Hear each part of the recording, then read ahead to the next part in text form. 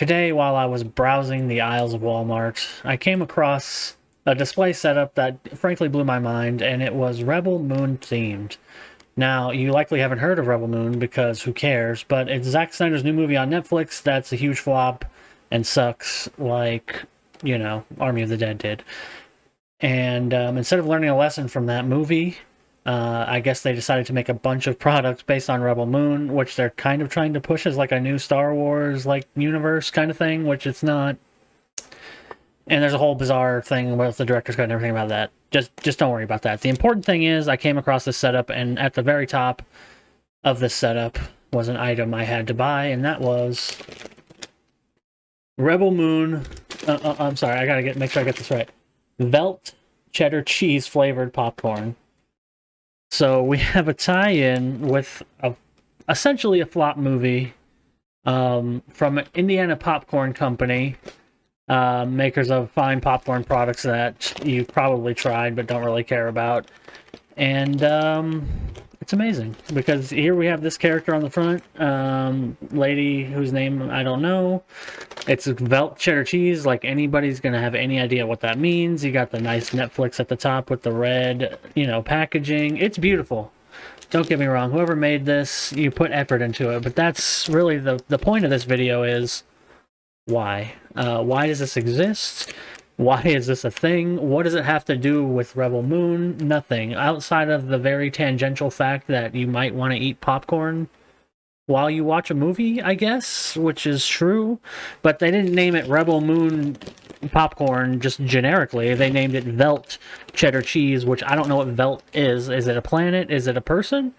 Don't know, but it's something in-universe, meaning that they're trying to connect this popcorn with the in-universe kind of lore in a way, which doesn't make sense. So there's no connection here. This isn't a clever product. It's not like they eat cheddar popcorn in the movie, and that's the tie-in. That would be interesting, which is why this video is secretly a tie-in into my list, my new numbered list, because I'm going to start making lists, because I'm wholly original, of great movie tie-in products, specifically food products that I love. And we're going to jump into that list in a second, but first, I also want to show you a quick picture, show everybody a quick picture. I guess you would work there, right? I guess I'm talking to you, whoever's watching this video. A quick picture of a product that was recently updated packaging-wise that made me laugh while I was at Walmart, so let me switch to that. All right, are you ready for this? 3, 2, 1. Rob's Backstage popcorn, which I did a review of, I believe, a year ago, and it looked like this one on the right. This is what the packaging looked like. Now they've updated it to have a picture of the Jonas Brothers and a phone number and have it say Jonas Brothers on the front because I don't think it was working as a product on its own merits because it's okay, but it's really nothing that special, and it's very expensive popcorn that's just all right. And this packaging is very nice with the American flag and everything. It's actually really good packaging design. But apparently that wasn't working well enough, even though you had the kind of the story behind it, that they were kind of trying to tell the story of this Backstage popcorn that he made for the Jonas Brothers. But apparently nobody picked that up. No news outlets picked that up. It wasn't picked up by a TikToker or whatever. It didn't go viral. So instead they had to switch to a picture of the Jonas Brothers on the front eating the popcorn so that you know that it's Jonas Brothers popcorn, Rob's Backstage popcorn by Jonas Brothers, which they should have just started with. I don't think it's I think it's fair game to do that. It just made me laugh so bad because I've seen this bag for like a year, and I've just seen the bag sitting on the shelf, nobody buys it, and then suddenly we have this one right next to it, with the old packaging still next to it, by the way, because it doesn't get bought that much, so I managed to catch it in that nice time period where you have both packages next to each other so I can make fun of them, which is great. Product, again, is okay, it's just overpriced. Maybe price it half of what it is, and somebody will buy it. Quickly, before I get into my numbered list, I took a picture of the setup, the Rebel Moon setup that I want to go over real quick because there are other items on there that made me laugh. We have the collectible Stein 2-pack, if you want 2 beer steins based on the Rebel Moon universe, which I can't really tell exactly what they look like, and now I've got the hiccups, but they look kind of terrible. Um, we have the Netflix sponsored Rebel Moon LED strips for your room, which are just LED strips in a box that has Rebel Moon on it. There's nothing in this product that is actually Rebel Moon. They just put it on the front of the box, and that's hilarious. We have Rebel Moon G Fuel Energy Formula Berry Kiwi Watermelon. I assume that this is some kind of new flavor, but I could be completely wrong. This could just be another flavor that they decided to call the Rebel Moon formula. And it's 30 servings with an exclusive shaker cup. And you'll see the price in a second when I show an overall picture, but it's expensive. And then we have one more, I believe. The Rebel Moon speaker, collectible Bluetooth speaker, which is like, I don't know what that is. A dragon egg or something? I don't know. It looks like some kind of egg. Or maybe it's an AI. I haven't actually seen the movie. This is where I reveal that I've never actually watched Rebel Moon. I just watched the trailer. And I'm just assuming it sucks because everybody says it sucks. But this made me laugh because it's a fucking Bluetooth speaker. But now it's collectible and it's named Jimmy. So congratulations for that. Oh, I forgot about the Imperium dropship, of course. Who could forget the famous Imperium dropship from Rebel Moon, which is in fact a popcorn bowl to go with the popcorn right there. Because they're very original. So here's the overall picture. Everything was $34.96, except for some reason the G Fuel is $34.95. I don't know what the reasoning is for that. I've worked at Walmart before. I know that they have specific numbers ending their prices that they use. 96, something ending in 96 is very typical. They only use specific ending numbers. So $34.95 being in the mix is very odd. But who knows? So that's overall for that. Now we're going to move on with the list, starting with number 5, The Hobbit Menu and the Desolation of Denny's. All right, so at number 5 we have the Denny's, the Denny's Desolation of Smaug menu, inspired by the Hobbit Desolation of Smaug, and it's just fantastic all the way around. Smaug's Fireburger, the Hobbit Hole Breakfast, everything about it. Dwarves Turkey and Dressing Dinner is very funny to me because it's just a Thanksgiving dinner that they labeled as a Dwarves dinner, which doesn't really make sense. It gets interesting. You got the Bowman's Brew Pumpkin Coffee, the Pumpkin Milkshake. I guess Hobbits love pumpkin because it was also fall, so this was their excuse. Nothing especially creative here, necessarily, considering the thing I'm going to show you in a second. But it was just so funny at the time that if you were there, this was just amazing. The fact that there was a Denny's Hobbit menu. Everybody on the internet and in my real world wanted to go check out the Denny's Hobbit menu because it was so stupid and fantastically amazing and appealing. And I love that it's a picture of a pile of gold and that's being protected by Smaug with the food in it. That is amazing.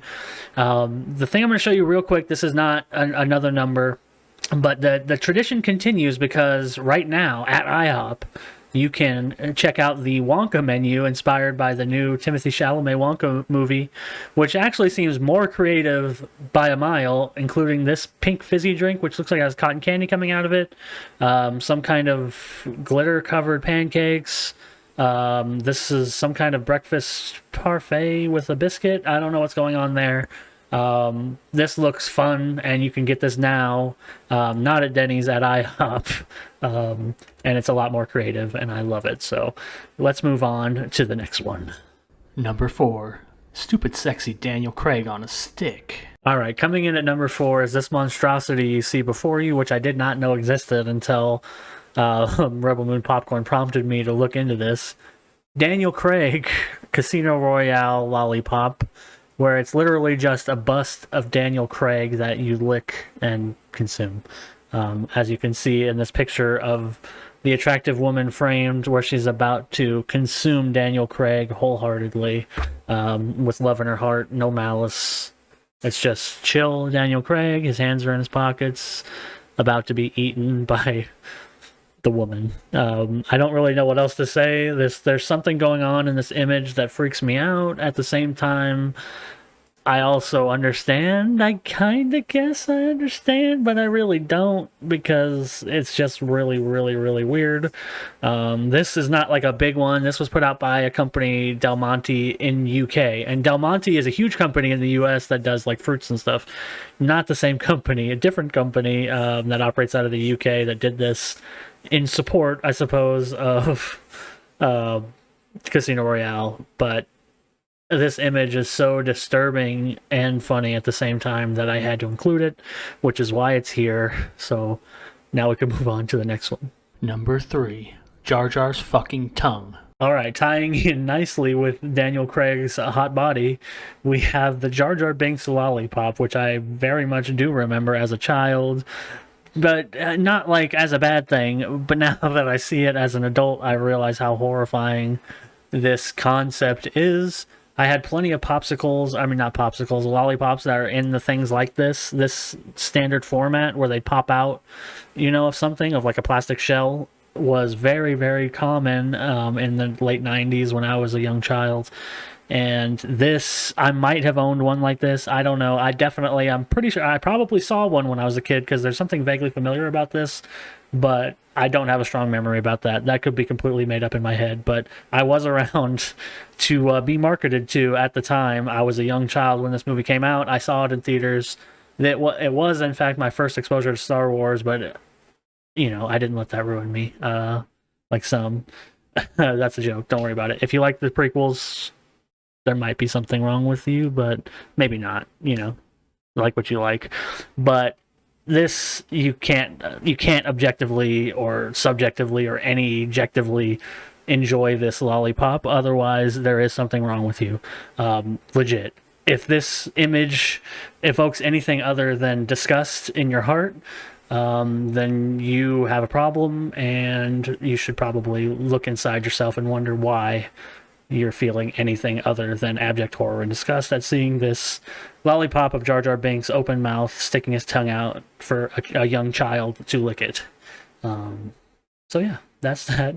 Let's move on to number 2 and number 1, which both share somewhat similar themes and are both horrifying to think about. So that'll be fun. Number 2. The Fiery Footlong Revolution. All right, the penultimate entry here, we have the Subway Catching Fire promotion, the Fiery Footlong collection, put out to support the release of a movie, Hunger Games Catching Fire, which, if somehow you don't know the story of Hunger Games, is about rebelling against a government that is essentially getting everybody killed. People are starving to death all the time. That's normal, and the government is basically putting on a tournament for their amusement to keep people down in outlying districts, and the capital is full of the elite, and essentially people die of starvation in this movie, and that is a very central theme of it, is that there's no food and that people are rebelling against the government because they're dying because there's no food. And instead of, I don't know what any company could really do with that, but it could have been anybody but Subway.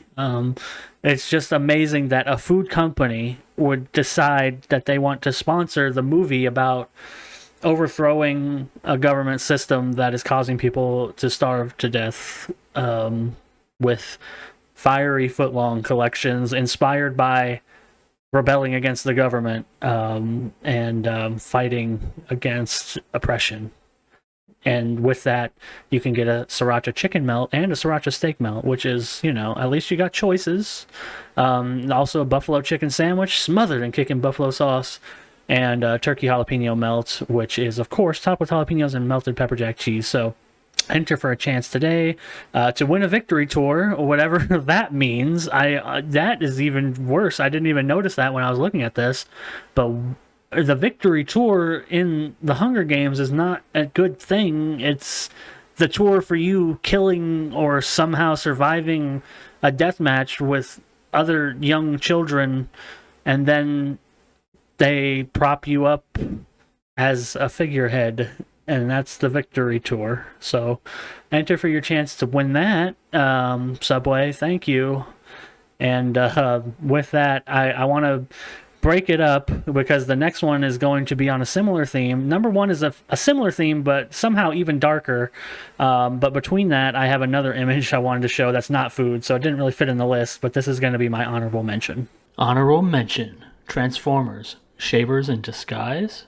All right, ladies and gentlemen, I present to you the Transformers Play Shave Set. Perhaps the worst idea ever created from presumably a marketing executive's mind, because it just does not make sense or compute in any way, and in fact screams danger from the very first glance. I'm sure everybody who's watching this video immediately saw Transformers Play Shave Set, saw that picture of this poor kid, this poor young boy holding the Transformers shaver, and immediately thought of all the horrible ways that this could go wrong, including, I don't know what's in the bottles. Is there anything in the bottles, or are they just play bottles? If there is something in the bottles, what's going to stop the kids from potentially drinking it? How sharp is the razor? I assume that there is no razor in it. It's just plastic because it's a shave set.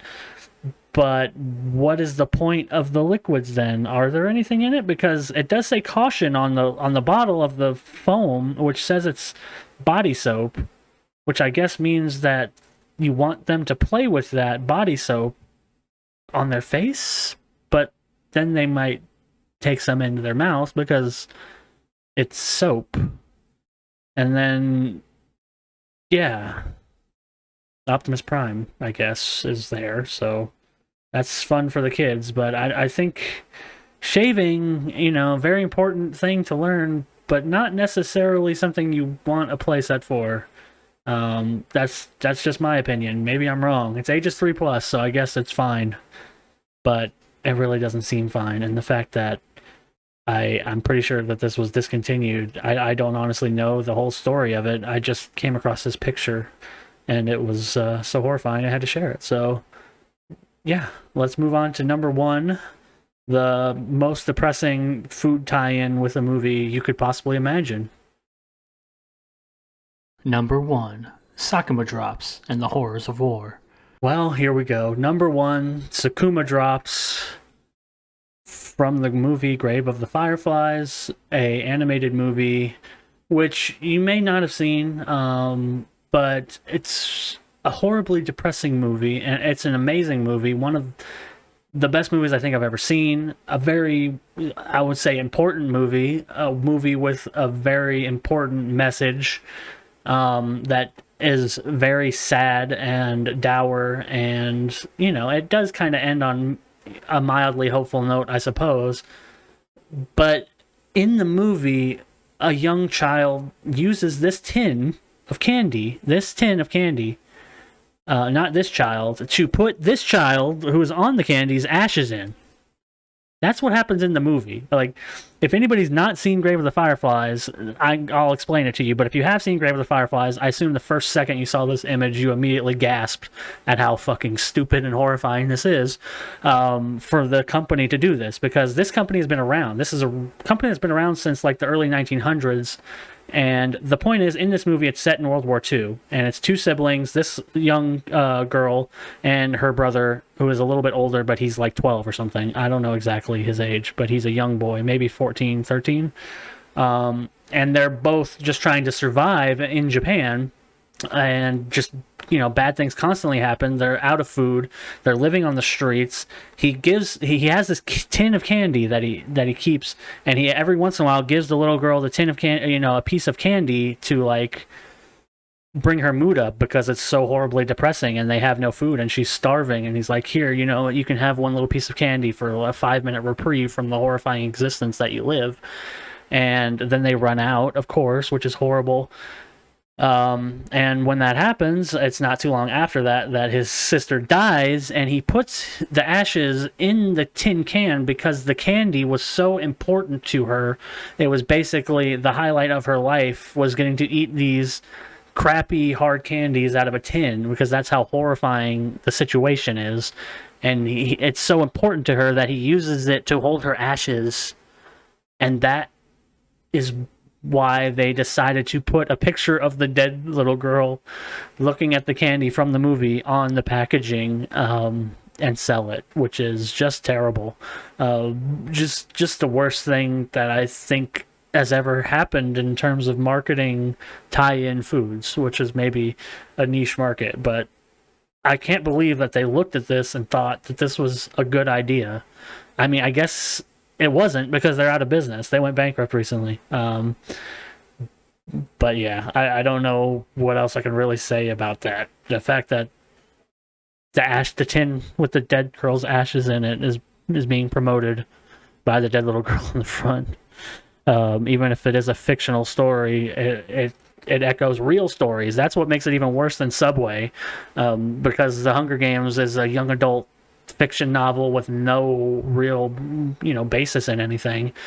But this is a World War II movie, featuring fictional characters, but a very probable, realistic story of kids starving to death, and this candy being the only thing that they have, or that specifically she has, to look forward to.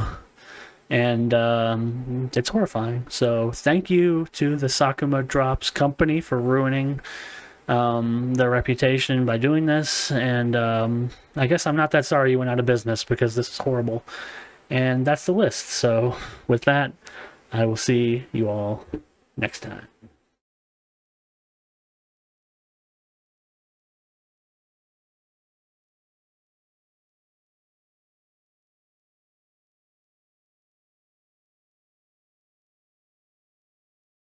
I might as well taste this popcorn since we're here.